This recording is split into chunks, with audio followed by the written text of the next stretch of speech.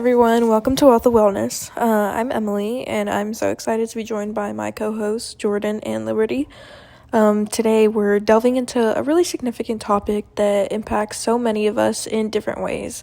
The intricate connections between socioeconomic status and mental health. As we begin our conversation, we'll explore a compelling aspect that often goes unnoticed. The profound influence a child's family's background can have on their mental well-being. It's fascinating to consider how elements like economic stability and access to resources can shape a child's emotional development and psychological health. So we'll be unpacking the real-life implications of these factors and why they matter so much. But that's just the beginning. We'll also take a closer look at the far-reaching effects of economic crises, particularly the recent COVID-19 pandemic and the rising inflation rates. These financial upheavals have created a wave of stress and anxiety that touch lives across all demographics, especially in our lower-income communities. We want to shine a light on these experiences and highlight the emotional toll they've taken on individuals and families. Finally, we'll discuss a crucial issue: how socioeconomic status impacts access to mental health resources. We'll examine the barriers many face when seeking care and how these challenges can lead to a frustrating cycle of worsening mental health. Understanding these disparities is vital if we want to create effective solutions that truly help those in need. So join us as we unpack these vital issues together. We hope to shed light on the intricate relationship between economic factors and mental health, all while fostering a deeper understanding of how we can collectively work together towards a healthier future for everyone. Let's dive right in. Hi everyone, I'm Emily, and today we're going to discuss how a family's socioeconomic status can have a significant impact on a child's mental health. First, let's talk about the bigger picture. A child's mental health is shaped by various factors in their environment, and one of the most critical influences is their family's socioeconomic status. Research from the National Institute of Mental Health highlights that social determinants like income, housing, and access to education are key elements that directly affect mental health outcomes. Children from lower income families face a higher risk of developing mental health issues such as anxiety and depression. This isn't random, it's tied to broader social and economic disparities that create an environment where mental health problems are more likely to develop. As the National Institute of Mental Health puts it, the risk of developing any mental health condition is inextricably linked to our life circumstances. It's important to understand just how widespread this issue is. According to the American Psychological Association, about 16% of children in the U.S. live in families with incomes below the poverty line. Think about that. 1 in 6 children is growing up in poverty. These children often face numerous stressors, from hunger and unstable housing to attending under-resourced schools. These are not just inconveniences, they have a lasting impact on a child's mental and emotional development. Children growing up in these environments are more likely to experience anxiety, depression, and cognitive delays which can follow them into adulthood. The APA emphasizes that poverty is associated with substandard housing, hunger, homelessness, inadequate childcare, unsafe neighborhoods, and under-resourced schools, all of which contribute to poor mental health outcomes. Now, let's dive into some data from the Centers for Disease Control and Prevention. In 2022, nearly 20% of people living below the poverty line reported experiencing feelings of worry, nervousness, or anxiety. To put that into perspective, this is much higher than the 12.7% rate in the general population. The impact on children is even more concerning. Kids growing up in poverty are 2 to 3 more times more likely to develop mental health conditions than their peers from higher income families. The CDC also notes that poverty isn't just about not having enough money. It creates a cycle of stress and deprivation that makes it harder for children to thrive both mentally and physically. What all of this tells us is that mental health and socioeconomic statuses are deeply intertwined. Children from low-income families are growing up in environments where they are constantly facing challenges, whether it's struggling to have enough food to eat, not having a stable place to live, or attending schools that don't have the resources to support their learning. These stressors don't just go away, and over time they contribute to significant mental health challenges. As the National Institute of Mental Health reminds us, mental health disparities are not randomly distributed, but deeply tied to economic and social inequities. We need to recognize that a child's mental health is not just an individual issue, it's a reflection of the environment they're growing up in. When we start to address these socioeconomic disparities and we improve access to resources, we can help break the cycle that traps so many children in poor mental health outcomes. Thank you for joining me today. I hope this conversation sheds light on how we can better support the mental health of children in low-income families. And, as we've seen, socioeconomic status plays a crucial role in shaping a child's mental health. But it's just not individual family circumstances that matter.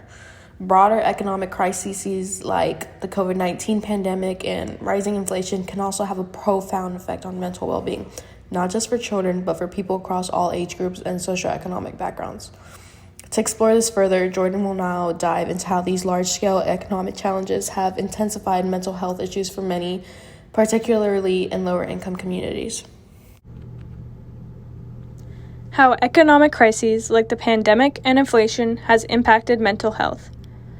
The economic crisis driven by the pandemic and inflation has had a major effect on mental health, increasing stress, anxiety, and depression among a variety of demographic groups. During the pandemic, many people lost their jobs or saw their income decline. This deterioration with inflation has created economic instability. The pandemic, COVID-19, has had a drastic impact on small businesses around the world.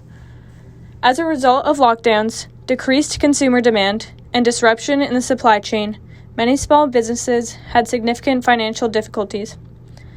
Several were forced to downsize their workforce, reduce expenses, or shut down completely. Overall, the pandemic created a challenging environment for small business sustainability. One of the main causes of mental health issues has been financial uncertainty. Being social is important for a variety of reasons. The pandemic had a huge negative impact on this. About 80% of health outcomes are shaped by social, economic, and environmental factors. The COVID-19 pandemic crisis has caused extensive and unusual changes in lifestyle, work, and social interactions. And increasing social distancing has severely affected human relations. The epidemic has caused social isolation, which increased feeling of anxiety and isolation, contributing to a mental health crisis. This isolation is made worse by fear of sickness and uncertain economic conditions. Research has indicated a significant increase in mental health conditions, including anxiety and depression, during the COVID-19 epidemic.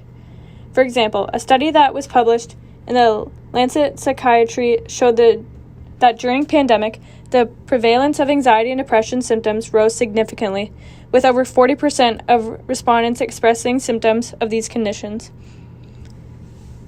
Here's a supporting quote. Economic hardships and financial instability can trigger or worsen mental health issues, as the stress of not knowing how to meet basic needs can lead to severe psychological strain. Dr. Sarah W.H. Davis, clinical psychologist. In this segment, we're going to dive into how socioeconomic status, particularly for minorities, low-income communities, and people with disabilities, impacts access to mental health resources. This issue creates a cycle that not only worsens mental health, but also makes it increasingly difficult for those affected to improve their situation. Let's start with the basics. It's well established that mental health care is expensive. The reality is that being in a lower socioeconomic status often means having limited financial resources, and this directly impacts access to mental health care. People living in poverty, minorities, and individuals with disabilities or pre-existing mental health conditions face significant barriers when trying to access mental health services. In many cases, they might be uninsured or underinsured, making the cost of therapy, medications, or even basic consultations expensive. What happens next is a vicious cycle. Someone who's struggling with mental health issues may desperately need therapy or medication, but if they can't afford it, they might continue to suffer, most of the time in silence. This leads to a further deterioration of their mental well-being. As their mental health worsens, it becomes harder to maintain stability in their daily lives, including holding down a job. The inability to keep a job or maintain a steady income exacerbates their financial difficulties, reinforcing the cycle of poor mental health and limited access to resources. Just to put this into perspective, Spring Health reports that the annual healthcare cost for a person with depression is over $10,000. And if that person has a chronic illness in addition to depression, that cost increases to $15,000 a year. To add to that, therapy sessions in the US typically cost between $100 to $200 per session, and that's often without factoring in additional costs like medications or hospital visits. For someone living paycheck to paycheck, even one session might be out of reach. According to the intake, nearly 1 in 10 people have incurred debt for mental health treatments, which is likely to explain why 31% of Americans feel as if mental health treatment is out of reach for them. There's a great quote that really highlights this issue from Jean Lee from the intake. While many Americans have found significant benefits from mental health treatment, financial barriers and accessibility issues have impeded care for a substantial portion of them. The stark reality of treatment cost, insurance gaps, and geographic disparities in resource availability suggest a need for systemic changes and how mental health care is delivered and financed in the United States. This quote underscores how systemic these challenges are. So, what can be done to break this cycle? Addressing these disparities means not only improving access to affordable mental health care, but also expanding public mental health services and insurance coverage. There's also a need to raise awareness and reduce the stigma around surrounding mental health so that people from all walks of life can feel empowered to seek help when they need it. As we continue this conversation, let's remember that mental health is not just a personal issue, it's a social one. And until we can make mental health resources more accessible for everyone, we'll continue to see the cycle of poor mental health, financial instability, and limited access repeat itself in vulnerable communities. As we wrap up today's discussion, it's clear that socioeconomic status plays a critical role in shaping mental health outcomes starting from childhood through adulthood. The impact of a child's family's backgrounds on their emotional and psychological development cannot be overstated. When families struggle financially, children often face numerous struggles that can hinder their ability to thrive. Addressing these socioeconomic disparities is crucial. We must advocate for policies that support low-income families and ensure that every child has the resources and opportunities necessary to succeed. There is also the broader impact of economic crises like the COVID-19 pandemic and inflation, and how they can affect mental health. These global events not only intensified financial insecurity, but also contributed to social isolation, leading to an increase in anxiety, depression, and other mental health issues across multiple populations. The loss of jobs, added to the fear of illness and the disruption of daily routines, has left many struggling to maintain their mental health in that time of uncertainty. Those who are struggling financially or in lower income communities, minorities, and those with disabilities also face immense challenges when it comes to obtaining mental health resources. With high cost and limited access to affordable care, many are caught in a cycle of untreated mental health issues that prevent them from achieving stability both financially and emotionally. In summary, mental health is inseparable from the financial and social realities people face. We need to prioritize accessible mental health resources, advocate for equitable care, and continue having these conversations to ensure that no one falls through the cracks simply because of their socioeconomic status. Thank you all for tuning in to Wealth of Wellness, and make sure to tune in for the next episode. And if you're struggling with your mental health, here are some tips. Connect with others. Practice self-care. Try journaling. And remember, you are not alone.